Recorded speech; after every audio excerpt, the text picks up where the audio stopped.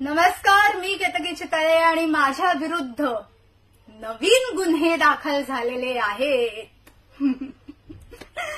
किती फनी गोष्ट आहे ही.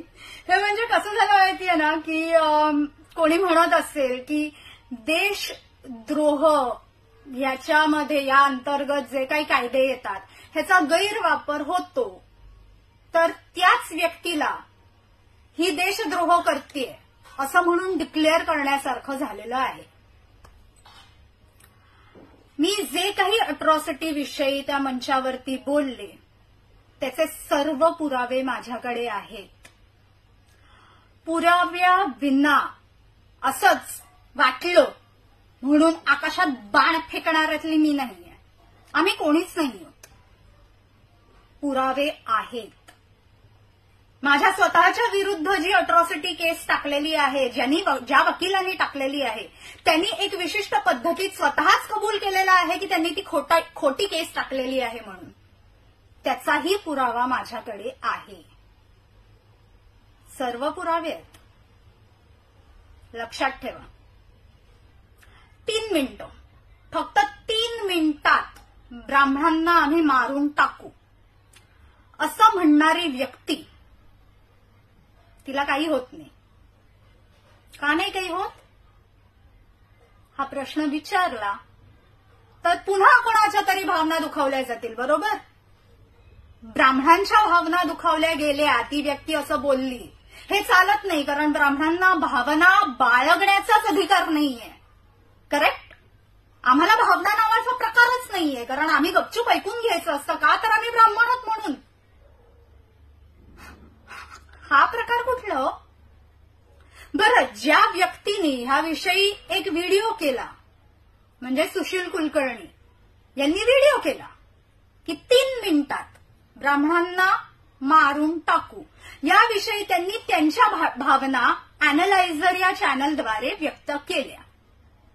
चॅनल लगेच हॅक झाला. DG9 या नावाच्या युट्यूब चॅनलला एक्सप्लेनेटरी नोटीस गेलेली आहे. युट्यूब असंच चालत नाही. लगेच कोणीतरी काहीतरी बोललं म्हणून नोटिसा पाठवणं, असं युट्यूब चालत नाही. त्याच्यासाठी काहीतरी वरून कुठून तरी दबाव आणल्याशिवाय कुठलेही चॅनल्स बंद पडत नाहीत. त्यामुळे कुठून क्रिप्टो ट्रान्झॅक्शन्स झालेले आहेत याचं इन्व्हेस्टिगेशन करावं असं मी सरकारकडे मागणी करते. करेल का सरकार हे असं? हा माझा प्रश्न आहे. 3 मिनिटात, फक्त 3 मिनिटात ब्राह्मणांना मारून टाकू असं म्हणणारी व्यक्ती जेव्हा त्यांना अरेस्ट होते तेव्हा पावसात भिजणाऱ्या आजोबांचे नातू लगेच फिल्डिंग लावतात. गंमत आहे ना? पण आमच्या भावना दुखावता कामा नयेत. कारण आम्ही ब्राह्मण आहोत.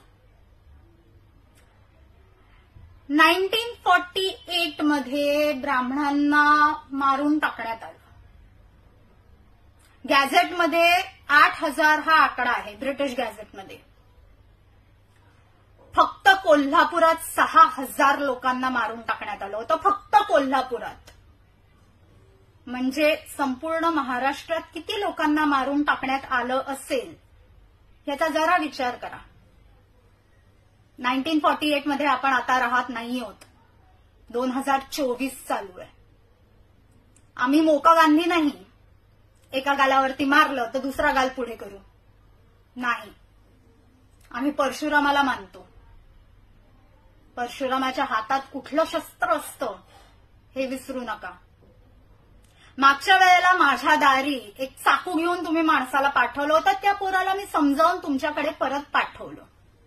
पण ह्या वेळेला जर माझ्या दारावरती कोणी आलं त्याचं टाळकं फोडून परत पाठवेन. आणि ही धमकी म्हणून समजा. पुन्हा अजून ह्याच्यावरती काही गुन्हे दाखल करायचे असतील तर करा. ऐकून घेणार नाही आता.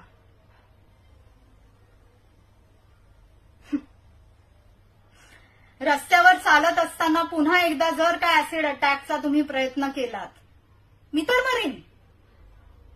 पण ज्यांनी केलेला आहे ना त्याला पण मारीन.